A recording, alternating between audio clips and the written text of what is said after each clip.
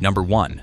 David Paradiso. David Paradiso was sitting in San Joaquin County Superior Court in Stockton, California on the afternoon of March 4, 2009, standing trial for the murder of his girlfriend.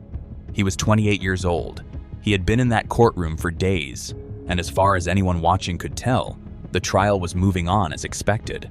Nothing about the scene that afternoon suggested it was going to end any differently than the day before. But by the time that session was over, Paradiso would be dead on the courtroom floor, and the judge would be carried out on a stretcher. To understand what happened that afternoon, we have to go back to who David Paradiso was and how he ended up in that courtroom in the first place. His problem started early. At 11 years old, he was convicted of residential burglary, his first felony. By the time he was 16, he started using methamphetamine, and from that point forward, meth became a constant part of his life. In February of 2006, he was released on parole. It was during this period that David Paradiso met Eileen Pelt. Eileen Pelt was 20 years old, from the Grass Valley and Auburn area of Northern California. She had previously struggled with drug problems of her own, but by the time she met Paradiso, she had completed a drug program and gotten her life back on track. They had only known each other for about 2 weeks through Paradiso's second cousin, who lived in Grass Valley. In December of 2006, David's mother, Deborah Paradiso, was driving Eileen and David in her black 2005 Chrysler through Lodi shortly after leaving Paradiso's father's residence. Then something happened that was so disturbing that even investigators struggled to fully explain it. David later testified that he had been growing increasingly paranoid from the meth, and that Eileen said something to the effect of, "You're going to die tonight," before reaching for a knife. He claimed there was a struggle, and that he took it from her. What is not disputed is what happened next. Paradiso stabbed Eileen Pelt in the neck with a military-style knife in an alley off West Oak Street in Lodi. She died almost immediately from that wound. Deborah, sitting in the front seat, saw everything. She begged her son to take Eileen to a hospital, which was only a couple of miles away. Paradiso told her to drive out of town unless she wanted to be the next person he stabbed. So Deborah drove. With her son threatening her and Eileen's body in the car, she drove all the way out to Amador County, while Paradiso directed her every turn. That is where Eileen was left, dragged about 50 feet off the road and abandoned. After that, Paradiso dropped his mother off in Lodi, took her car, and drove away. Deborah Paradiso, alone and shaken, walked to the nearest police station and told them everything. That decision is ultimately what brought this case to trial. Without her, there may have been no case at all. After dropping his mother off in Lodi, he took her car and drove south past Modesto and then north to Sacramento. But police were already tracking him the whole time through phone calls he kept making to his mother. When officers finally spotted the car near Waterloo, east of Highway 99, they tried to pull him over, but Paradiso hit the gas even more. The chase hit speeds of over 100 miles per hour before a tire blew and brought everything to a stop. He was surrounded by 19 armed officers from 5 different agencies and taken into custody. And then, somewhat unexpectedly, Paradiso cooperated and actually led police directly to Eileen Pelt's body himself. When the case went to trial, Paradiso's defense attorney, Charles Pacheco, knew he wasn't going to win by denying what happened. David killed Eileen, that much was clear. So Pacheco built his entire defense around the methamphetamine. The argument was simple, that years of heavy meth abuse had so severely damaged Paradiso's judgment that he wasn't fully in control of himself the night Eileen died. It wasn't a perfect defense, but it was the only one he had. But Paradiso was not making Pacheco's job easy. He had already tried to fire him at least once during the trial, frustrated with the direction things were heading. Pacheco later admitted that he had always kept his guard up around David, that there was just something about him that made Pacheco feel like things could go wrong at any moment. He knew his client was capable of violence. As it turned out, that feeling was well-founded. And then there was the warning. Weeks before March 4th, Deborah and her son Aaron called the San Joaquin County Jail and told them directly that David had a weapon and was planning to use it. This wasn't a vague concern or a worried mother overreacting. They were very serious. Jail officials searched his cell and found nothing. And so Paradiso kept showing up to court every morning wearing the same knee brace he always wore, the brace that Pacheco later believed had been hiding a homemade shiv the entire time. On March 4th, The prosecution put Paradiso on the stand for cross-examination. At some point during the questioning, they asked him directly, "Why did you kill Eileen Pelt?" And without any form of remorse, Paradiso said that she deserved to die. His mother, Deborah, was sitting in the gallery when he said it. She stood up and started yelling. The courtroom completely fell apart, and Judge Cinda Fox called a recess. The jury began making their way toward the side door. That moment of chaos was exactly what Paradiso had been waiting for. While the jury was filing out and everyone's attention was scattered, he got up from the witness stand, moved behind Judge Fox, and attacked her with the shiv. Witnesses said he physically lifted her off the ground and began punching and stabbing her. 2 bailiffs were in that courtroom. Neither of them got there in time. The person who got there was Detective Eric Bradley, a Lodi police officer with 8 years on the job who was in that courtroom that day as the lead investigator on the case. Bradley had been watching Paradiso closely from behind the prosecution table and later said he saw Paradiso reach into his pocket before he even stood up. The moment Paradiso made his move, Bradley was already on his feet. He pushed through, pressed his gun directly against Paradiso's chest, and fired 3 times. David Paradiso died right there on the courtroom floor. Bradley later said the only thought in his mind in that moment was that Paradiso was going to kill Judge Fox the same way he had killed Eileen Pelt, going straight for her neck. Judge Cinda Fox was carried out of the courthouse on a stretcher, conscious but without any injuries. She survived, but the attack never really left her. She tried several times to return to work, but eventually retired altogether due to the emotional toll it had taken on her. She later filed a civil lawsuit against the San Joaquin County Sheriff's Department over the security failures that made the attack possible. The lawsuit also alleged that Paradiso had actually ingested methamphetamine before the attack that day, meaning he didn't just smuggle in a weapon. He came in chemically prepared as well. Detective Bradley was placed on administrative leave immediately following the shooting, a standard procedure in any officer-involved incident. No charges were ever filed against him. The use of force was ruled lawful. By any reasonable measure, he had saved the judge's life. Outside the courthouse that afternoon, Deborah Paradiso was devastated and furious at the same time. She reminded reporters that she had called the jail weeks earlier, that she had warned them her son had a weapon, and that nobody had done enough to stop it. Aaron Paradiso also said that his brother never should have been on that witness stand. Eileen Pelt was 20 years old when she died. She never got justice in any formal sense. The trial meant to hold David Paradiso accountable for her murder ended with him dead on the courtroom floor before a verdict was ever reached. Number 2. Ciale Anguilao. The morning of April 21st, 2014 started with warning signs. When Ciale Anguilao arrived at the federal courthouse in Salt Lake City that morning, officers in the holding area noticed immediately that something was off. He was agitated and posturing enough that one officer borrowed a taser before going into the courtroom, and another left his own firearm behind, worried about what might happen if things went physical. Nobody fully acted on what they were seeing, and within the first hour of trial, Anguilao was shot 4 times by a U.S. Marshal and was dead by 2 o'clock that afternoon. Anguilao grew up in Salt Lake City's Glendale neighborhood, a tight-knit Pacific Islander community on the west side of the city. His family was of Tongan descent, part of a larger Polynesian community in Utah that had been drawn to the state going back generations. It was the kind of neighborhood where family and community ran deep, and by all accounts, Anguilao was deeply embedded in both.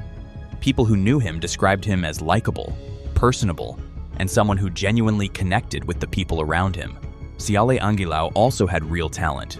As a senior at East High School in 2005, he was a standout on the football field. His coach, Aaron Whitehead, later described him as coachable, hardworking, and a great teammate.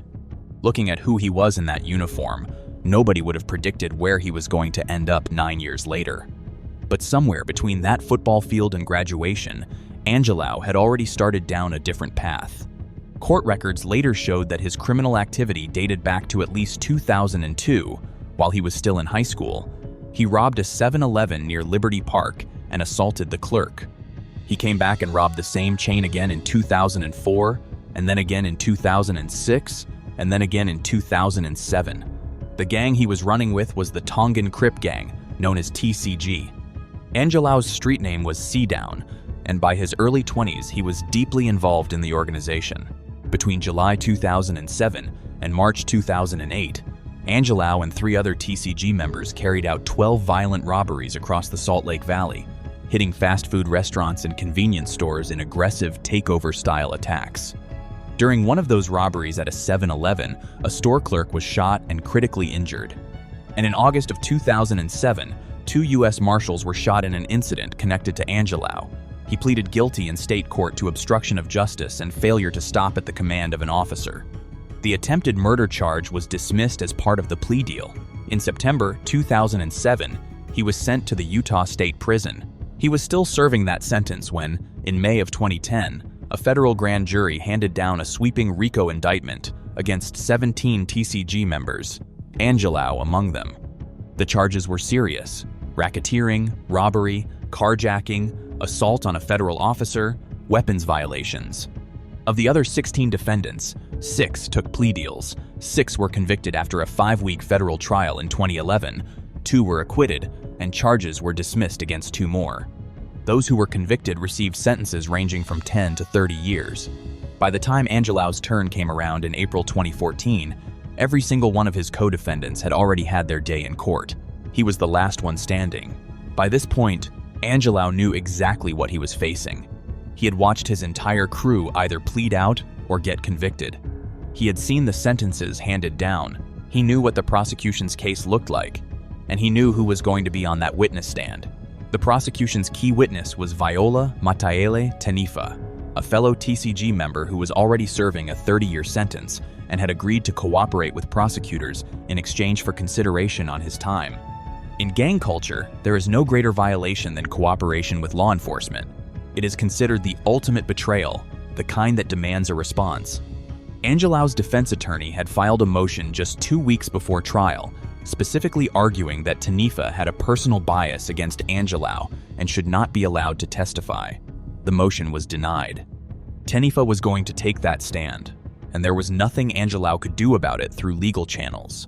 The morning of April 21st started with warning signs that not everyone read clearly enough. When Angelou arrived at the courthouse holding area that morning, officers noted immediately that he was agitated and posturing in his cell, to the point that one court security officer was concerned enough that he borrowed a taser from a colleague before going into the courtroom. Another officer was so worried about the possibility of a physical confrontation that he actually left his own firearm behind and went in unarmed. And then, less than an hour before the attack, Judge Tenna Campbell addressed Angelou directly in the courtroom over a grievance he had raised about his housing conditions. She looked at him and asked, "You'll be on your best behavior, right, Mr. Angelou?" He agreed. Less than 60 minutes later, he was running across that courtroom floor. There was one more detail that the FBI's own report flagged afterward. The new courthouse's decorative drapes had not yet arrived, which meant the defense tables could not be covered or repositioned. A covered table would have created significantly more physical distance between the defendant and the witness stand. At approximately 9:25 in the morning, the prosecution's first witness, Viola Tenifa, had been on the stand for about 22 minutes. He was explaining to the jury how the Tongan Crip gang recruited its members, describing how boys as young as 9 to 11 years old were brought into the organization and spent years doing increasingly serious criminal work to earn their place. The prosecutor had just asked him what kinds of things these younger members were doing to get noticed by the older TCG members. Tenifa had just started to answer when Angelou suddenly pushed back from his chair, grabbed a pen and a mechanical pencil from the table in front of him, and lunged toward Tenifa. Court staffers and jurors said they could feel the rush of air as he sprinted past them. From the moment he grabbed that pen to the moment he reached the witness stand, the entire sequence took approximately 5 seconds. Tenifa, still shackled, saw him coming. He pushed back from the stand and tried to get out of the way. Angelou went headfirst over the front of the witness stand with his right arm cocked and swinging, and narrowly missed Tenifa, who managed to pivot around the back just in time. The U.S. Marshal on duty, a female deputy identified in court documents only as Deputy Jane Doe, drew her firearm and fired 4 shots at Angelou as he came over that stand. Angelou went down near the jury box. But even as he lay there wounded on the floor, officers standing over him were still shouting, "Drop the pen! Drop the pen out of your hand." That detail would later become the heart of everything the family argued in court. His parents and family members were sitting in the gallery. They watched every second of it. Angelou was transported to a local hospital. He died from multiple gunshot wounds to the chest at approximately 2 o'clock that afternoon. Judge Campbell declared a mistrial. She met with the jurors afterward, noting that most of them were visibly shaken. She arranged counseling for anyone who needed it and extended their jury service term to accommodate that. She later told the attorneys and court staff, "This is not the way that we wanted to initiate our first trial in our lovely new courthouse." Deputy Jane Doe was placed on paid administrative leave. The FBI conducted a full investigation and cleared her of any wrongdoing in July 2014, finding that her use of force was justified given the speed of the attack, the threat to a shackled witness, and the 5-second window she had to respond. The Angelou family filed a wrongful death lawsuit in September 2016, represented by attorney Robert Sykes. Their argument was straightforward, that lethal force was excessive against a man who was armed with nothing more than a pen. The lawsuit also alleged that after Angelou was already on the ground and no longer a threat, the marshal fired additional shots into his back at close range. The FBI's report found no evidence to support that claim. In March of 2018, U.S. District Judge John Dowdell dismissed the family's lawsuit entirely, citing the video footage as evidence that the marshal had acted reasonably under the circumstances. Number 3. Michael James Marin. Michael James Marin was a Yale-educated attorney, a Wall Street trader, a licensed pilot, an Everest climber, and an art collector who owned 18 original Picasso etchings. He was also, on June 28, 2012, a man sitting in a Phoenix courtroom waiting to hear whether a jury thought he had burned down his own house. He had already decided what he was going to do if they said yes. To understand what happened that morning, we have to go back to who Michael Marin was, because on paper, he was one of the more remarkable people you will ever come across in a true crime story.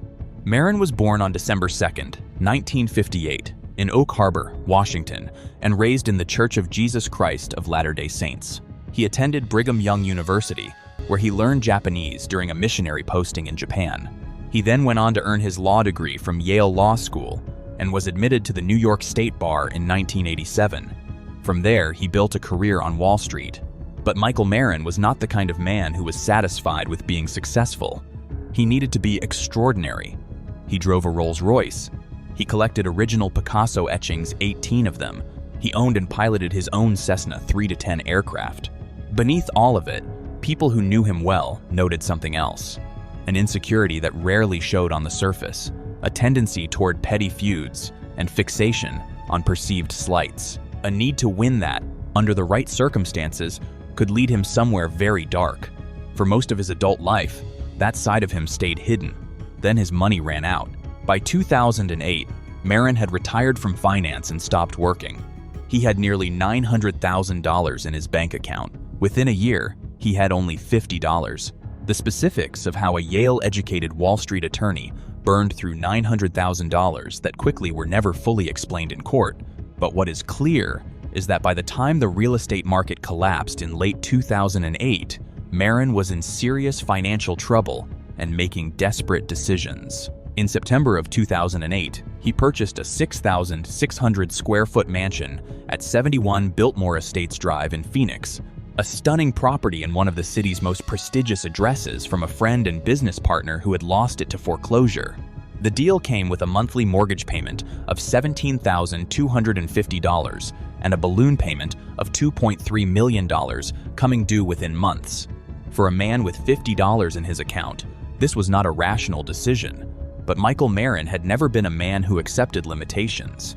In early 2009, he came up with a plan to get out from under the debt. He would partner with a Mesa-based child welfare charity and raffle the mansion. He would sell 176,000 lottery tickets at $25 each. The mortgage would be paid off. He would pocket approximately $1 million in profit, and the remainder would go to the charity. It was positioned as the act of a generous philanthropist, and to generate national publicity for it, Marin did something that was entirely on brand for who he was. He climbed Mount Everest. He summited on May 20th, 2009, doing television interviews from the mountain, presenting himself to the world as a wealthy adventurer, using his resources to do good in the community. The Arizona Attorney General had other ideas. In April 2009, before Marin had even come back down from Everest, The state ruled the raffle was an illegal lottery and shut it down. Every ticket that had been sold had to be refunded. Just like that, his only way out of the debt was gone, and a $2 million balloon payment was coming due within months. With no options left, Marin apparently moved to a new plan entirely: burn the house down, collect the insurance money, and walk away clean. At least, that was the idea. Marin called 911 from his upstairs bedroom and told dispatchers he was going to escape using a rope ladder. When firefighters arrived, the blaze was already raging. What came out of that second-floor window stopped every veteran firefighter on the scene cold. It was Marin, descending a rope ladder wearing full scuba gear. Marin did television interviews from his hospital bed that same evening. He called it a miraculous escape. Arson investigators looked more closely. Several things were immediately wrong. Marin's 18 Picasso etchings were not in the house when it burned. Neither was his pet macaw. What was there were 28 phone books stacked end to end near packing boxes, used as kindling. The fire had been deliberately set in 4 separate locations, using an accelerant. A Phoenix crime lab confirmed gasoline in 2 areas of the mansion. And the scuba gear, the detail that had made Marin look like a hero, had been found in a ready state, positioned next to a portable ladder in the upstairs master bedroom closet before the fire started. It was not something a person would grab in a panic. It had been staged. The escape had been planned. Marin was arrested on August 19, 2009, and spent 10 days in jail before being released on bond. In September of that year, he sent an email to friends asking for financial help, offering to sell his remaining assets. In the months and years leading up to trial, Marin presented an outwardly composed and even upbeat front. He went mountain climbing and canyoneering on weekends. He posted inspirational quotes on social media. His girlfriend Susie Spicer later said that in the final weeks before the verdict, he seemed very much at peace, focused, and calm, in a way that, looking back, she understood differently than she did at the time. Because what nobody around him knew was that in 2011, a full year before the trial, Marin had gone online and ordered sodium cyanide from a California-based company that sells it commercially for use in agriculture and gold mining. He had it delivered by FedEx directly to his home. A 200-gram supply costs approximately $68. He had apparently made it into capsules he could carry and swallow discreetly. And on the night before the verdict, he scheduled a delayed email to his adult son, set to arrive after the expected judgment, telling him that if things didn't go well in court, his wills were in place and his car could be found parked at a specific address in Mesa. He had planned every detail. He walked into that courtroom on June 28, 2012, having already made his decision. The jury just had to confirm it. Trial had begun on May 21, 2012. The prosecution's opening statement was simple and direct. Michael Marin couldn't pay his mortgage, so he burned down his house. Over the weeks that followed, forensic accountants detailed the complete collapse of his finances. Arson investigators laid out the 4 points of origin: the accelerant patterns, the phone books, the missing paintings and the macaw, and the pre-staged scuba gear. The picture that emerged was of a meticulous, premeditated act carried out by a man who thought he was smart enough to get away with it. On June 28, 2012, the jury came back with their verdict: guilty. 1 count of arson of an occupied structure. Marin faced between 7 and 21 years in state prison. As soon as Foreman finished reading, Marin closed his eyes and put his head in his hands. Then he slipped the capsule into his mouth and reached for the sports bottle on the table. His face turned bright red almost immediately. He reached for a tissue. The sounds he was making witnesses described them as snoring and whooping. He went into violent convulsions and fell forward face first onto the floor. Susie Spicer, who had been beside him throughout the entire trial, caught him as he buckled. She and his attorney laid him on his back and tore off his tie and opened his shirt collar. The judge remained on the bench, watching in shock. When clear liquid began flowing from Marin's mouth, they turned him on his side. Spicer laid his cheek on her thigh and stroked his hair until paramedics arrived and wheeled him out on a stretcher. His cheeks were already blue. He was pronounced dead at Maricopa County Medical Center shortly after arrival, 15 minutes from verdict to death. Number 4. Larry Darnell Gordon.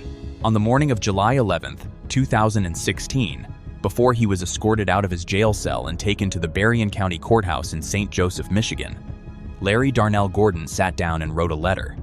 He said he was sorry for what he was about to do. He said he did not want to spend the rest of his life in prison, and he said he was willing to die trying. He folded the letter, left it in his cell, and got ready to go to court. Gordon was 44 years old and had been in and out of federal and state prison since 1992.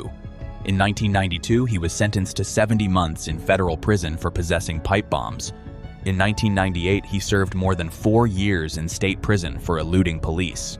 In 2001, he served 51 more months in federal custody on firearms charges.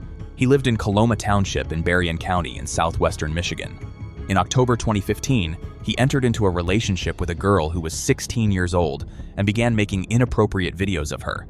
At some point, she was living in a shed on his property on Tannery Road. In January 2016, police were called to the property on a welfare check. The girl told officers Gordon had grabbed her by the neck, pressed her against a wall, and told her she had better do what he asked when he asked. Officers noted visible injuries on her jaw and face. A domestic violence warrant was issued. Shortly afterward, Gordon forced the girl to send a recanting message to police. Investigators determined he had made her write it specifically to derail the case against him. Officers attempted multiple times to serve the warrant. On April 20th, 2016, they arrived again at the Tannery Road property. They noticed a light on in the backyard shed. Gordon was inside. He barricaded himself, then escaped through a rear doggy door and fled on foot. A K-9 unit tracked him several streets away and found him hiding under a porch. He physically resisted being removed. When officers went into the shed, the 17-year-old girl was still inside. She had been held there against her will for approximately 2 weeks. Officers also found methamphetamine paraphernalia, marijuana wax, and a digital scale. The charges that followed were 17 felony counts, 6 of them carrying maximum life sentences. During the investigation, police also identified a similar pattern of conduct involving a 16-year-old girl in 2006. Gordon had never been charged in that case. It was not among the 17 counts he was facing. It was simply part of the picture of who he was. Gordon had been in custody since the April arrest. He had been inside long enough to understand what the charges meant and what the rest of his life was likely to look like. The letter he left in his cell that morning was not the letter of a man acting impulsively. It was the letter of a man who had made a calculation. The hearing on July 11th was supposed to be straightforward. It was simply to dismiss the original domestic violence charge, the minor misdemeanor that had started everything back in January, now that the 17 felony counts had formally replaced it. Judge Charles Lasada later said it was just an ordinary day in his courtroom. Nobody walked into that building expecting anything other than a routine few minutes in front of a judge. At approximately 2:25 p.m., the hearing concluded. Deputy James Atterbury Jr. began walking Gordon back toward the holding cell through a third-floor corridor that the public had no access to. Gordon was handcuffed, but with his hands in front of him rather than behind his back, and without the additional chain around his waist that would have locked the cuffs in place. That left him with more movement than anyone in that hallway had accounted for. He attacked Atterbury, wrestled the revolver out of his hand, and shot him in the arm. Joseph Zangaro and Ronald Kienzel were both retired law enforcement officers who had come back to work courthouse security after long careers. When they heard the gunshot in that corridor, both of them ran toward it. Gordon shot both men fatally. He moved out of that corridor and into the public hallway. He grabbed a woman and used her as a shield, taking 8 people hostage in the process. He kept firing, hitting a civilian named Kenya Ellis in the arm, until the revolver had nothing left in it. He was moving toward a stairway when 4 bailiffs cornered him. He pointed the empty gun at them anyway. They fired 13 shots between them. Larry Darnell Gordon was killed where he stood. In his courtroom chambers, Judge Lasada had hit his panic button, only the second time in 12 years on the bench that he had needed to, and locked himself and 3 female courthouse employees in a bathroom until the building was secured. The letter Gordon left in his cell said he was sorry and was willing to die. The 4 men who responded and cornered him at the end of that hallway made sure he did not have to wait long to find out if he meant it. Number 5. Christopher Thomas Vaughn. Christopher Thomas Vaughn had been in trouble with the law since at least 2003, nearly 2 decades before he ever sat in that Person County courtroom. Over those years, he picked up convictions for assault, breaking and entering, and drug charges. In one instance, he barricaded himself inside a hotel with police negotiators working for hours to get him out. In another, a high-speed crash ended with a K-9 unit tracking him through the woods. Every single time law enforcement closed in on him, he never went down without a fight. On September 9th, 2021, inside the Person County Courthouse in Roxborough, North Carolina, that pattern played out one final time. Vaughn was from Oxford, North Carolina. His criminal record dated back to 2003, when he would have been around 17 years old. Over the next 18 years, he accumulated convictions for assault, breaking and entering, larceny, and drug charges across multiple counties. He was a convicted felon, and what stands out when you look at the pattern of those years is not just the number of offenses, it is how he responded every single time law enforcement closed in on him, with confrontation.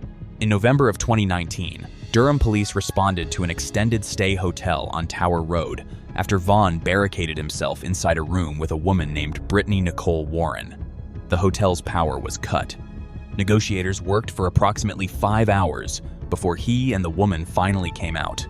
Vaughn was arrested on charges of parole violation, assault by strangulation, assault on a female, and numerous fraud charges, and placed in Durham County Jail under no bond. Less than a year later, in September 2020, Wake County deputies responded to a report of a possible shooting and a vehicle crash. Vaughn was the driver of the crashed SUV.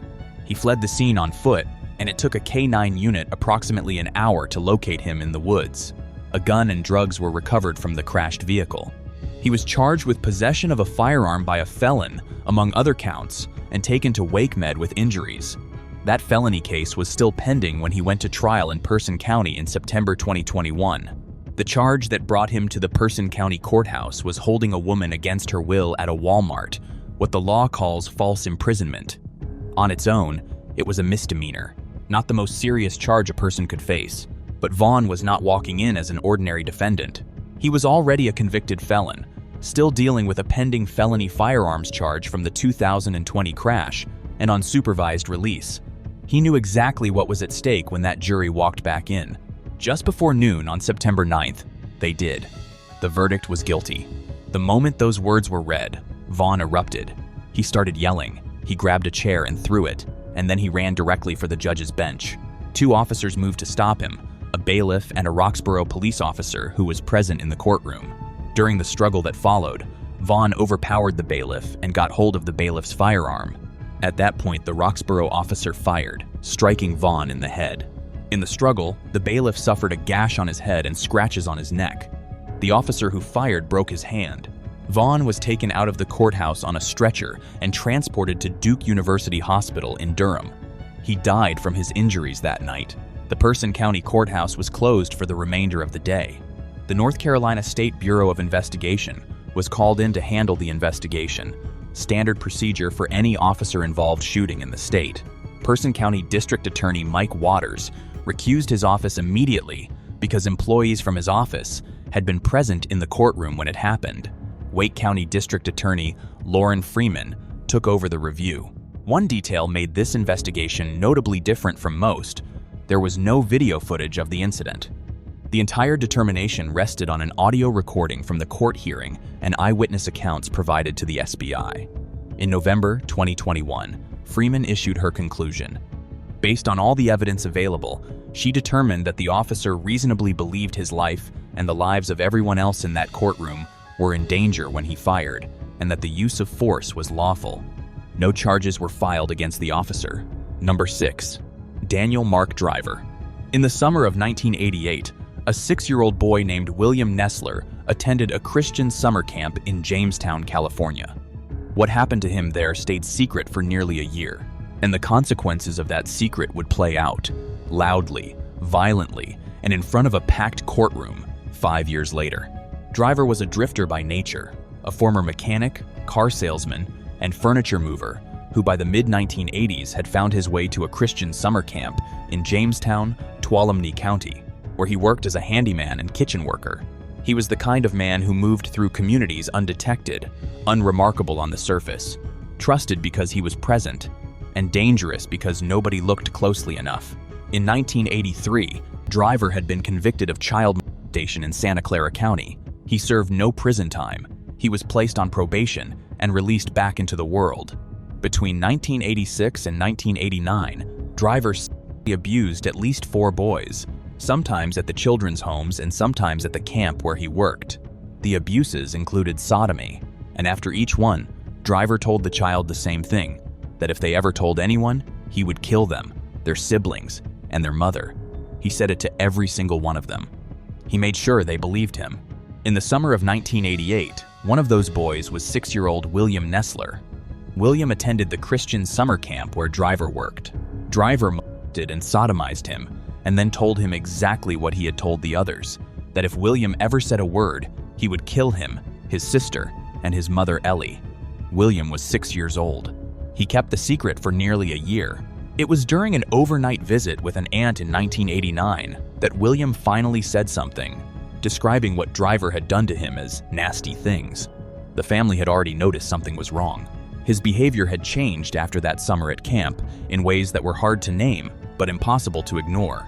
Once the disclosure came out, the full picture began to emerge, and it was devastating.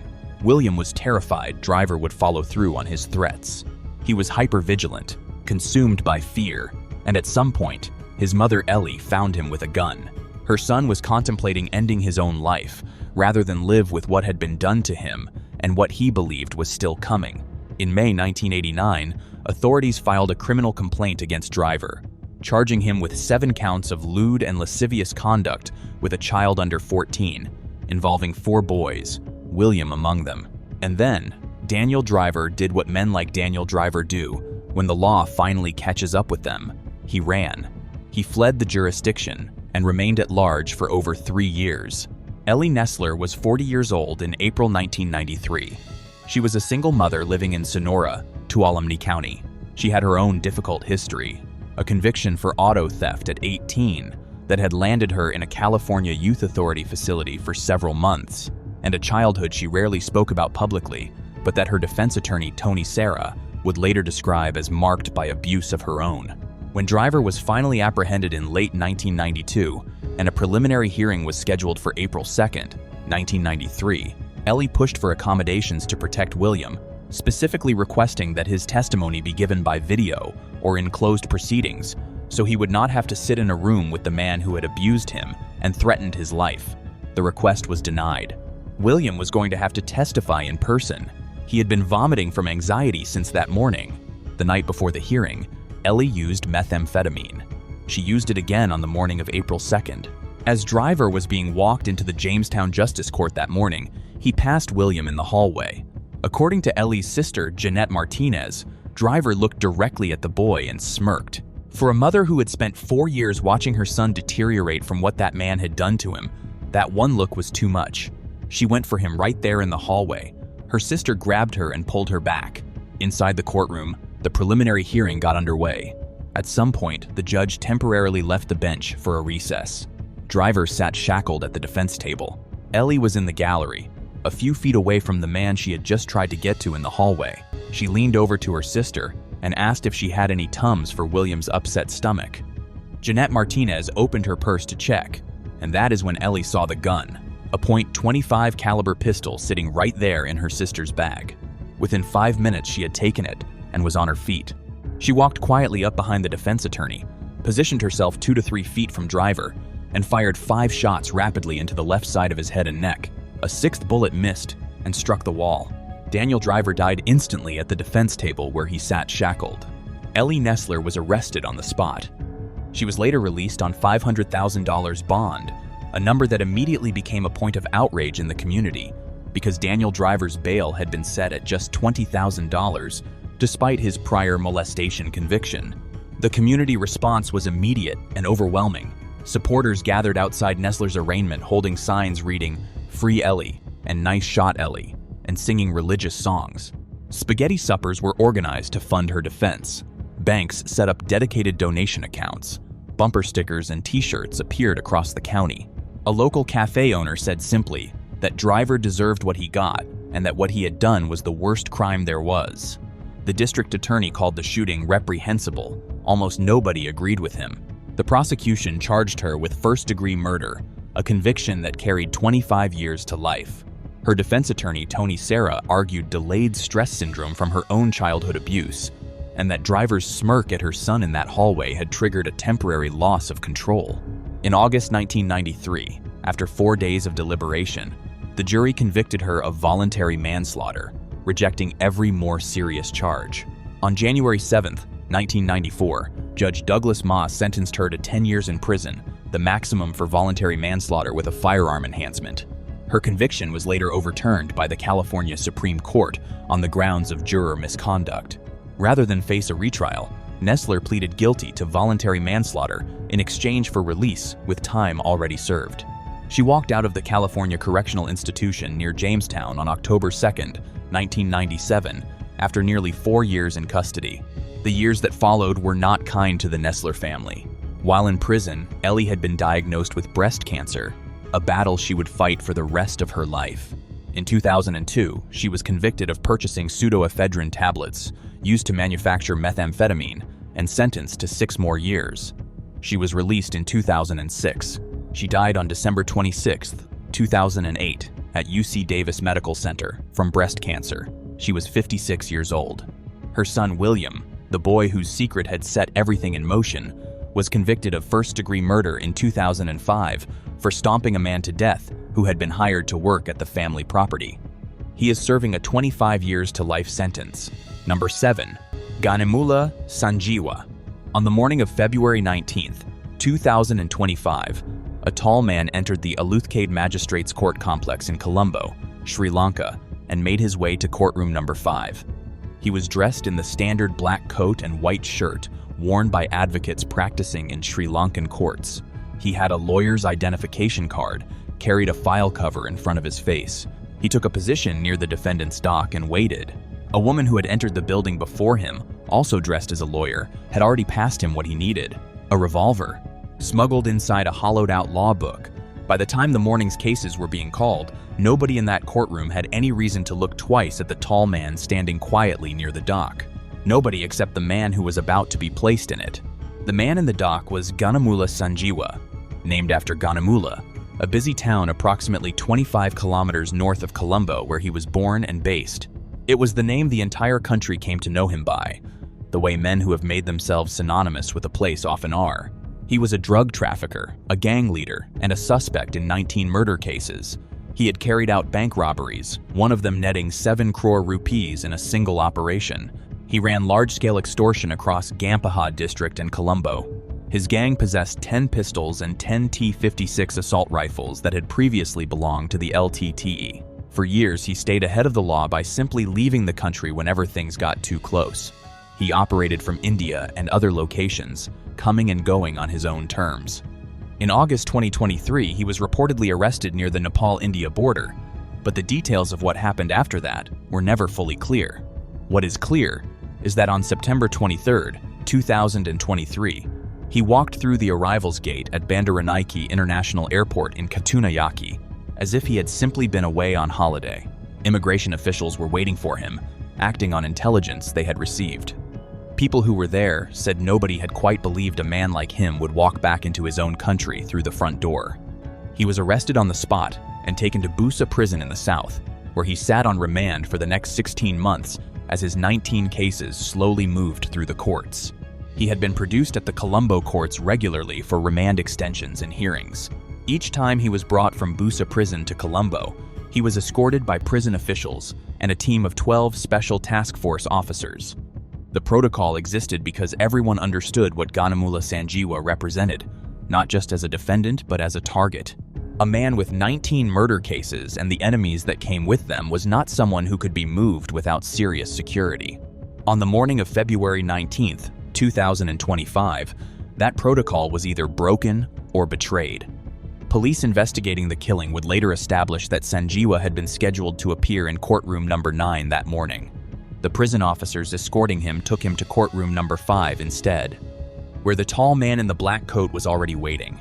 The man in the black coat was 25-year-old Samindu Dilshan Piumanga Kandanarachi from Maharagama, a suburb south of Colombo.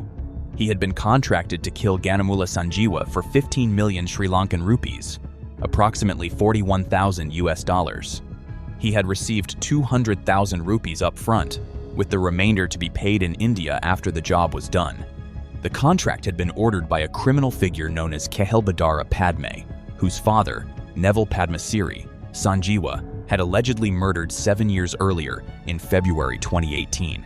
The fake lawyer identification card Samindu used to enter the courthouse had been prepared for him by a third figure in the conspiracy, known as Avishka, bearing the name Kodikaraj Kasun Prabhath Nisanka. The woman who had smuggled the weapon in was 26-year-old Ishara Sowandi, a suspected drug dealer from Negombo, whom police described as Samindu's close associate and, by his own account, someone in a close personal relationship with him. She had entered the Aluthcade complex dressed as a lawyer, carrying the revolver concealed inside a hollowed-out law book. She found Samindu inside the premises and passed it to him before Sanjeewa's case was called. Court proceedings in courtroom number 5 had begun at approximately 9:30 that morning. The magistrate was working through approximately 30 remand extension cases via Skype when the connection went down. She moved to in-person cases. At approximately 9:40 a.m., prison officers brought Sanjeewa into the room and placed him in the defendant's dock. The magistrate looked up and asked Sanjeewa whether he was out on bail. He said no. She then asked the prison officer why he had been brought in without a court order. The prison officer stepped forward to respond. He had barely gotten the word 9 out of his mouth, apparently beginning to explain something about courtroom number 9, when the man drew the revolver and fired. Between 3 and 5 shots struck Sanjeewa in the chest, neck, and abdomen. A police constable shouted that a lawyer had shot him. The magistrate was found hiding under her bench in shock. Sanjeewa was found in the defendant's dock with his head tilted upward. He died at the scene. Samindu placed the revolver on the courtroom floor, opened the door, told people in the corridor there had been a shooting inside, and walked out of the building. The prearranged getaway vehicle did not show up. Samindu improvised. He opened a ride-hailing app on his phone and booked a car near the courthouse. He and Sowandi met nearby, went to a shop and bought new clothes to change their appearance, then rented a van and drove north toward the Kalpitia coast, from where the plan was to cross to India by sea. The police special task force arrested him the same evening in the Palavia area of Puttalam, approximately 160 kilometers north of Colombo, still in the van. He was smiling when they took him. Sowandi fled the country entirely. She traveled by boat from Jaffna in the north across to India, and from there made her way to Nepal, where she settled under a false identity along with 5 other suspects connected to the conspiracy. A reward of 1.2 million rupees was issued for information on her. An Interpol red notice was issued. She and the 5 others were eventually located in Kathmandu and Bhaktapur, living in rented properties under false names, and arrested in a joint Nepal police-Interpol operation. Number 8. Slobodan Praljak. Somewhere between his detention cell and that courtroom, Slobodan Praljak had been carrying a small vial of potassium cyanide. He had been carrying it and waiting for the one moment that would tell him whether he needed to use it or not. On the morning of November 29, 2017, that moment came. Praljak was born on January 2, 1945, in Čapljina, in what is now Bosnia and Herzegovina, into a family with deep connections to the Yugoslav system. His father worked for the Yugoslav Secret Service. He was an exceptionally gifted student, and by the early 1970s, he had earned not 1 but 3 university degrees from institutions in Zagreb. He then spent the next 2 decades as a working artist, directing theater productions across Zagreb, Osijek, and Mostar, producing and directing television series and documentaries. He was an intellectual, a professor, a creative man who moved in artistic and academic circles. But within just a few years, Slobodan Praljak would find himself in a place almost nobody could have predicted. In September 1991, with war breaking out across Croatia and the old Federal Republic disintegrating, Praljak made a decision that changed the entire trajectory of his life. He had no military training, but he voluntarily joined the newly formed Croatian Armed Forces, assembled a unit made up of Zagreb artists and intellectuals, and took up defensive positions in the town of Sunja. He held that position against technically superior Yugoslav People's Army forces. It was the beginning of a transformation from theater director to general that happened with extraordinary speed. By April 1992, he had been elevated to Major General and given sweeping authority within the Croatian Ministry of Defense. And from there, his role expanded into Bosnia and Herzegovina, where he became a senior representative of the Croatian Ministry of Defense to the Bosnian Croat military organization known as the Croatian Defense Council, operating within the self-declared Croatian Republic of Herzegovina. Then, on July 1993, he became the top overall military commander of all HVO armed forces. Every soldier, every unit, every operation, all of it answered to him. It was during this command that the worst of it happened. The International Criminal Tribunal for the former Yugoslavia would later conclude that Praljak's actions were part of what they called a joint criminal enterprise, a coordinated plan involving Croatian President Franjo Tuđman and Bosnian Croat political and military leadership to ethnically cleanse Bosniak Muslims from designated territories in Bosnia and Herzegovina in order to create a greater Croatia. What that looked like on the ground was catastrophic. On May 1993, HVO forces launched a major coordinated attack on Mostar using artillery, mortars, and heavy weapons. Radio Mostar was seized and Bosniak residents were told to hang white flags from their windows in surrender. Mosques were blown up. Thousands of Bosniak civilians were expelled from West Mostar and forced into the eastern enclave. Men were separated from their families and taken to detention camps. Women, including a 16-year-old girl, were raped by HVO soldiers before being forced across front lines. By the time it was over, nearly 80% of East Mostar had been destroyed. And then on November 9th, 1993, during Praljak's command, Croatian forces turned their weapons on the Stari Most, the old bridge of Mostar, a structure that had stood for 427 years, built during the Ottoman Empire in 1566, one of the most revered architectural monuments in the entire region. Croatian artillery destroyed it and sent it into the Neretva River below. When the international community erupted in outrage, Praljak's response was simple. He said, "It's just an old bridge." He was indicted by the ICTY on March 2004, and in a detail that said everything about how he saw himself, he did not wait to be arrested. He voluntarily surrendered on April 2004, walking into detention on his own terms, the way a man does when he believes he has nothing to hide. The trial of Praljak and 5 co-defendants began in April 2006 and ran for 7 years. On May 2013, the trial chamber convicted all 6. Praljak received 20 years. The court found that the murders, rapes, expulsions, and torture of Bosniaks were not the random acts of unruly soldiers. They were coordinated, systematic, and deliberate. Praljak never accepted it. Throughout the proceedings, he refused provisional release under house arrest, the kind of release most defendants in his position would have welcomed. It was a matter of principle. He would not accept the terms of a system whose verdict he rejected entirely. He filed his appeal on June 2013 and spent the next 4 years waiting. By November 2017, Praljak had already served more than 13 years in detention. He was 72 years old. Even if the appeal failed and his 20-year sentence stood, he was likely looking at only 2 or 3 more years before eligibility for release. He was in the final stretch. Most men in his position would have waited it out. Praljak had apparently already decided that waiting was not something he was willing to do. November 29th was the tribunal's final ever judgment in that specific building, with the eyes of the international community watching live on television. Presiding Judge Carmel Agius delivered the appeal judgment for all 6 defendants. The appeals chamber had actually accepted parts of Praljak's appeal, notably ruling that the destruction of the old bridge had been a legitimate military target, overturning that specific finding from 2013. But when it came to the sentence, it did not matter. The 20 years stood, and Judge Agius confirmed it. The moment he did, Praljak rose from his seat. He spoke in Croatian, loudly and clearly, so the entire courtroom could hear him. Slobodan Praljak is not a war criminal. With disdain, I reject this verdict. He then produced a small vial from somewhere on his person, tilted his head back, and drank from it in full view of the courtroom and the live television audience watching around the world. Judge Agius asked him to sit down. Praljak looked at the bench and said, "What I am drinking now is poison." The proceedings stopped immediately. Judge Agius called for a doctor. ICTY medical staff provided emergency care on the spot. Praljak was transferred by ambulance to HMC Westend Hospital in The Hague. Slobodan Praljak died that afternoon from potassium cyanide poisoning. The substance had been dissolved in water in a vial small enough to pass through every security check the tribunal had in place. Slobodan Praljak was buried at Mirogoj Cemetery in Zagreb.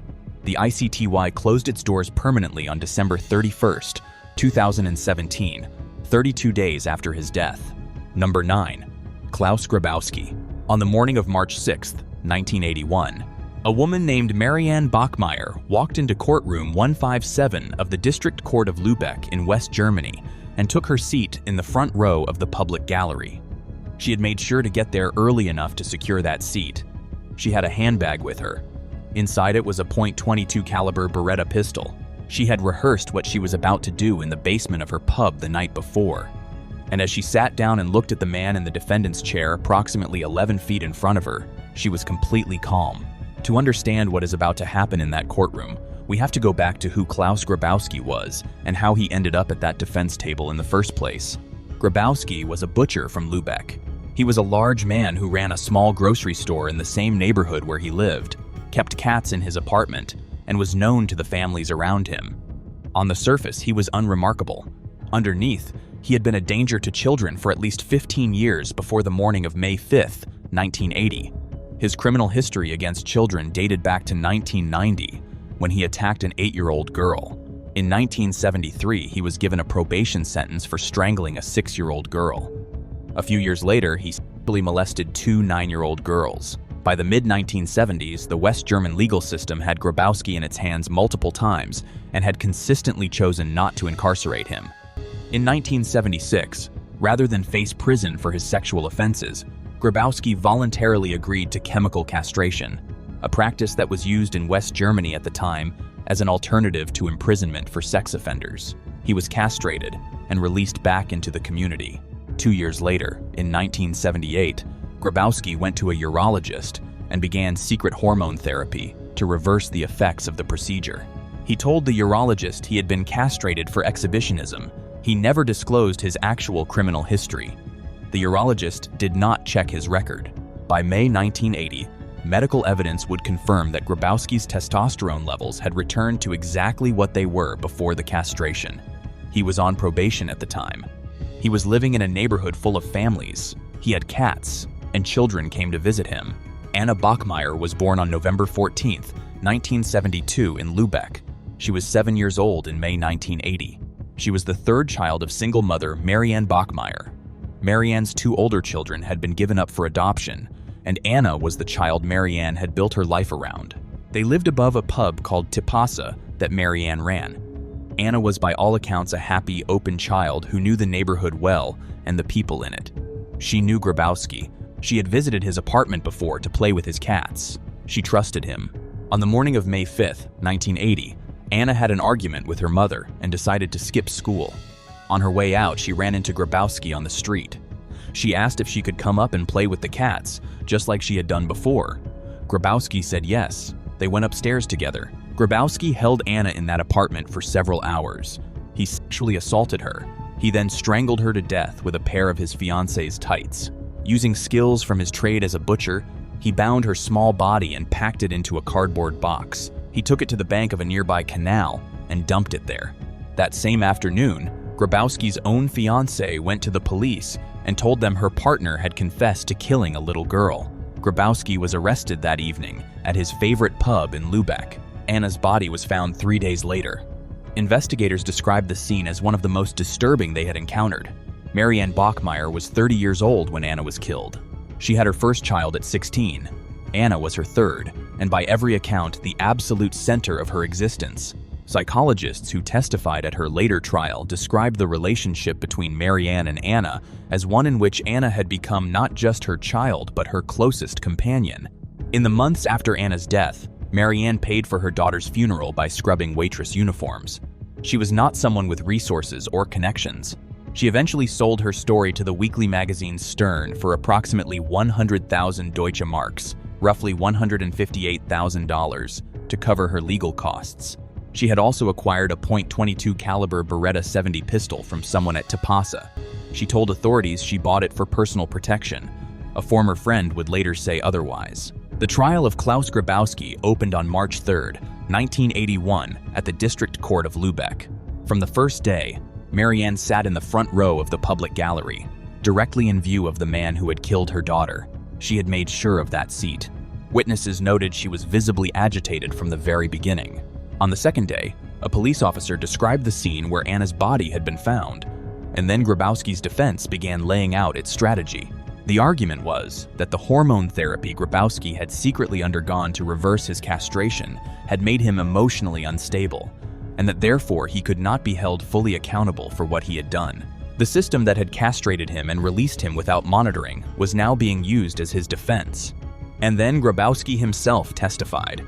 He told the court that 7-year-old Anna had tried to seduce him. He told the court that she had threatened to blackmail him unless he paid her money.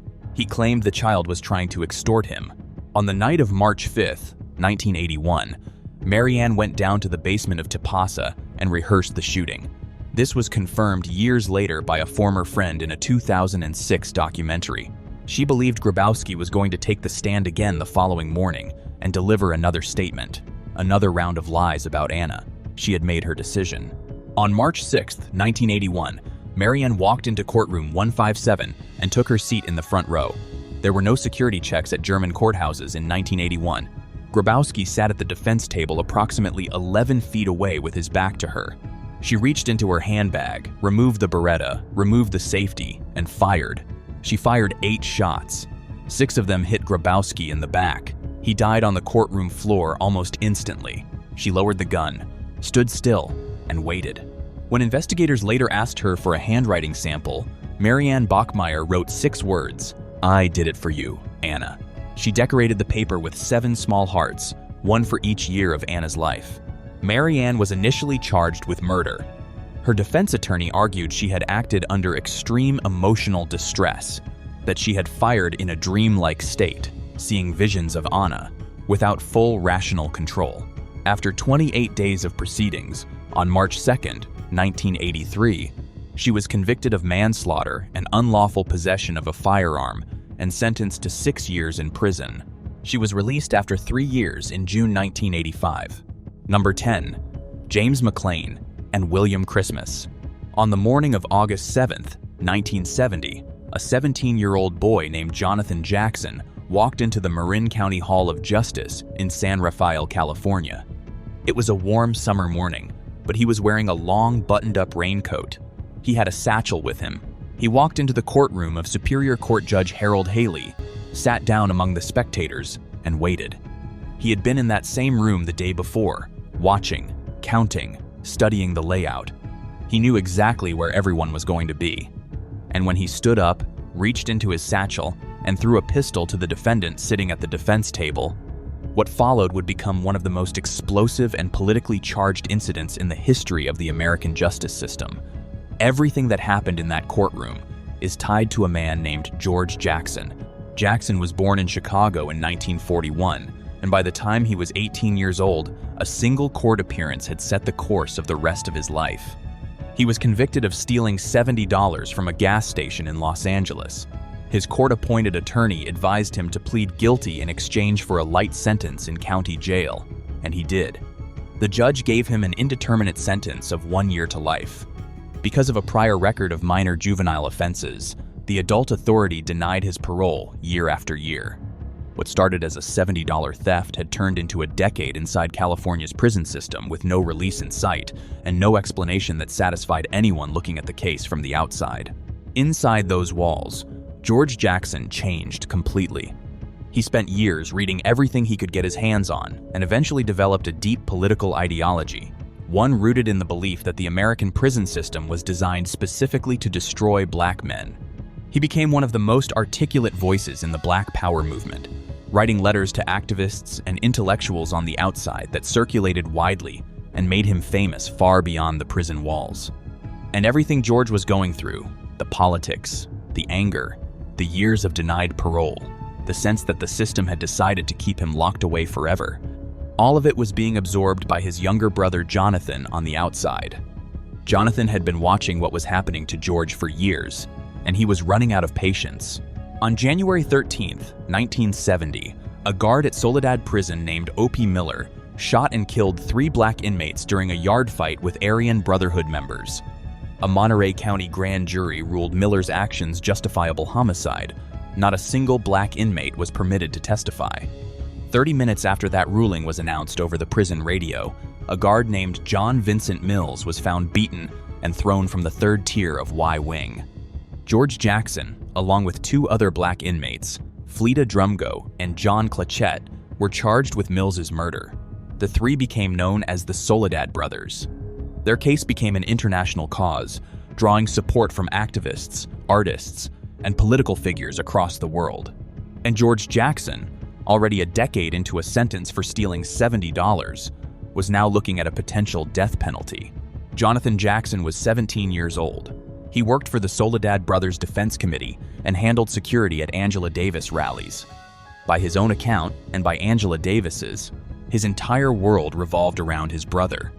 Davis later said that every conversation with Jonathan, every interest he had, every activity he was involved in, was connected in some way to George and Soledad.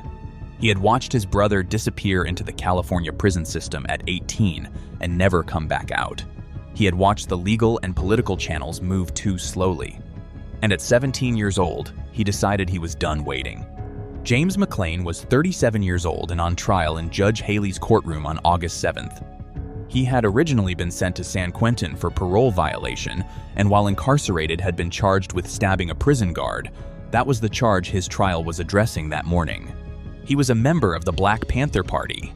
William Arthur Christmas was 38, originally imprisoned for second-degree burglary, later convicted of possessing a weapon inside, and sentenced to 3 years to life. He had been brought to the courtroom that morning as a witness in McClain's trial. Ruchelle McGee had also been brought as a witness, imprisoned since 1963 for aggravated kidnapping. These were the 3 men Jonathan Jackson had come to free.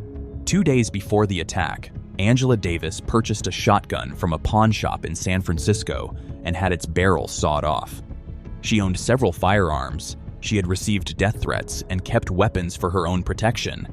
The guns Jonathan brought into that courthouse on August 7th, including the sawed-off shotgun, a pistol, and an M1 carbine, were all registered in her name.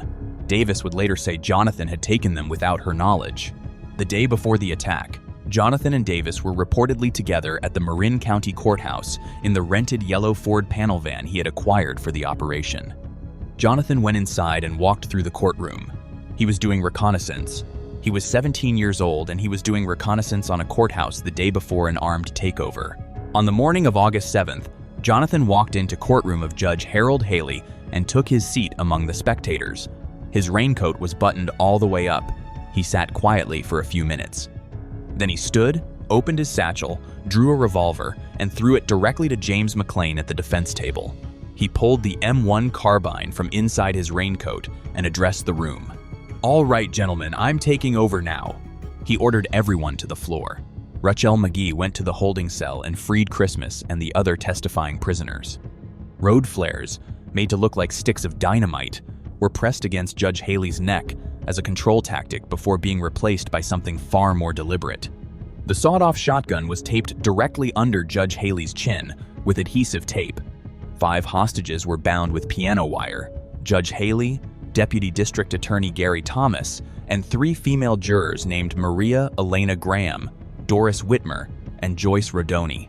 Before leaving the building, one of the kidnappers announced through a bullhorn to anyone within earshot the single demand: the Soledad brothers were to be freed by 12:30 that afternoon. The group moved through the building and forced their hostages into the yellow van waiting outside.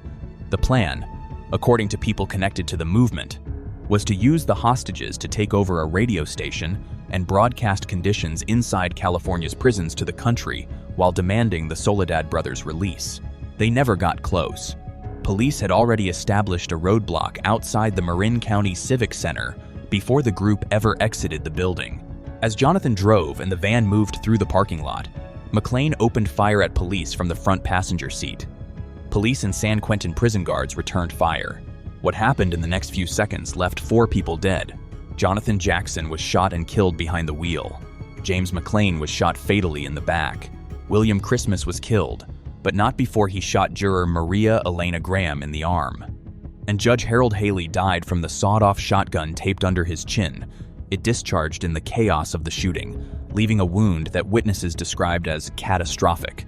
He also received a pistol shot to the chest.